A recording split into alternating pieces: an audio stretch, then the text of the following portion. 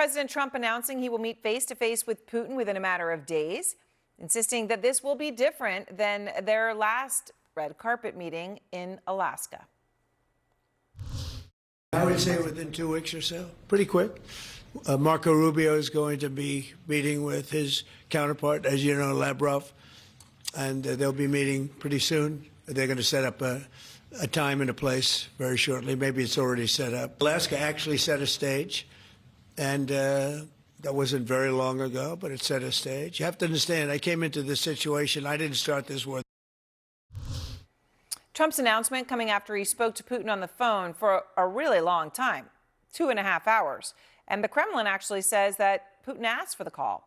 Trump took the call, 2.5 hours on the phone, and Trump made the unusual move during the call of posting on social media that he was speaking to Putin. So while he's talking to him in the middle of the call, he posts, and I quote, "I'm speaking to President Putin now. The conversation is ongoing, a lengthy one, and I will report the contents, as will President Putin, at its conclusion." All this happening as Ukrainian President Volodymyr Zelensky just landed in Washington for his meeting with Trump tomorrow at the White House, a meeting where Zelensky is expected to push Trump for American Tomahawks long-range missiles, which could give Ukraine the ability to strike Moscow with missiles, not just drones. Out front now, Democratic Senator Mark Kelly of Arizona, member of the Armed Services Committee, also a retired Navy pilot who flew more than 36 missions during Operation Desert Storm. Senator, I appreciate your time. All of this coming up rather quickly today. Who at this point, in the context of where we are, has the upper hand in a second Trump-Putin meeting, which, frankly, nobody anticipated was going to happen, never mind soon?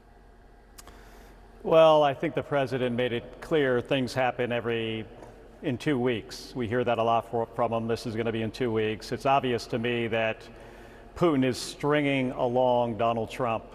There's going to be another meeting. There's no promise of anything. Putin continues to attack women, children, old people. He's attacking hospitals. He's killing civilians intentionally. Zelensky, by the way, the Ukrainian military, they do not do that to Russia. This is a two-sided war with different standards and morality involved. Ukraine's defending itself.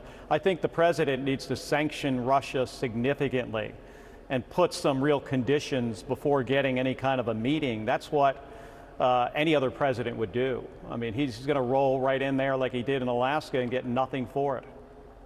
Of course, the reality of it is, too, when it comes to Russia, Senator, as we all know, it's a war economy, right? You take the war away and the whole thing crumbles. It's not just an easy thing of deciding when it's time to sign on a dotted line and what territory you get.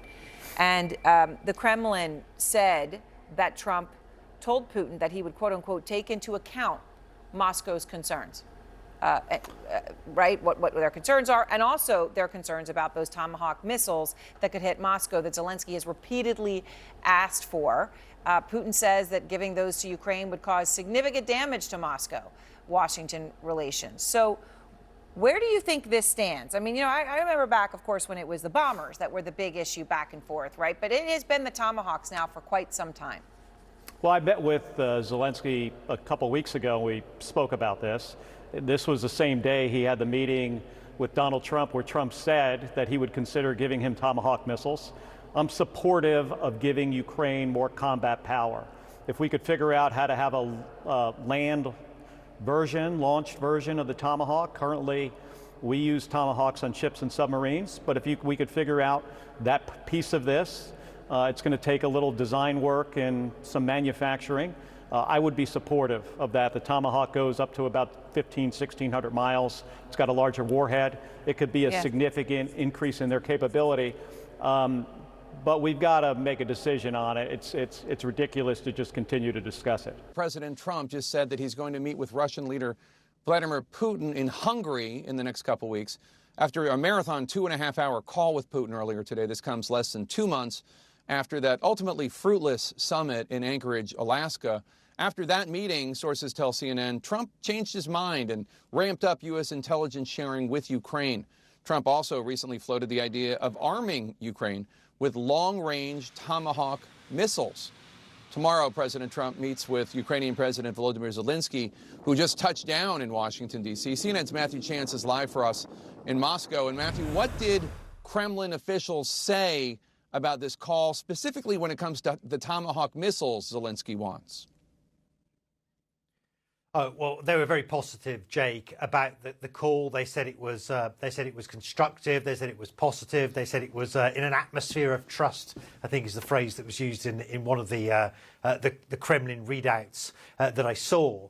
In terms of the Tomahawks, well, look, I mean, first of all, the timing of this, you can't ignore it. I mean, the fact that this call was initiated by the Russian side, by the Kremlin, they called the White House, in other words, on the eve of that meeting between President Trump and President Zelensky, where they were due to talk about, and still are due to talk about, the merits of giving Ukraine these long-range, powerful Tomahawk missiles. That would have played in very strongly into the calculus of the Kremlin to make this call right now, to try and get in Trump's ear before he sits in the Oval Office or wherever he's going to meet President Zelensky.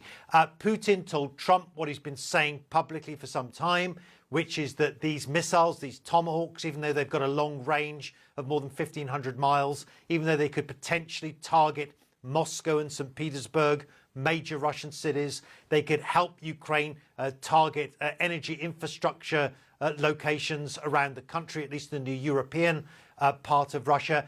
Putin saying he does not believe that these will have a significant impact on the battlefield. But what he does say, and what he stressed to Trump, according to the Kremlin readout, is that these would be considered escalatory and they would damage the relationship between the United States and Russia. And that's something, obviously, that President Trump apparently cares very deeply about.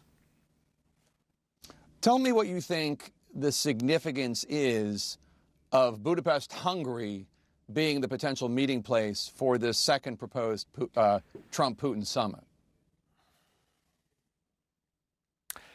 Yeah, it's an interesting choice and probably obviously very carefully chosen. According to the Kremlin readout again, Budapest was suggested by President Trump initially, and President Putin immediately agreed. And there's a couple of reasons for that. One of them is that Viktor Orban, who is the leader of Hungary, is seen as a very right-wing figure. He's very close to the MAGA movement, close to President Trump. He's also seen as relatively sort of pro-Putin, so he's not one of the big critics of Russia and its war in Ukraine inside the European Union. It is a European Union country. But interestingly, Budapest, or Hungary rather, recently started the process of withdrawing from the International Criminal Court, which means it wouldn't be necessary for it to arrest Vladimir Putin if and when he arrives in Budapest for that summit. They started that withdrawal so they could host Benjamin Netanyahu of Israel. The fact is that it's now open country, I suppose, for Vladimir Putin to go there too.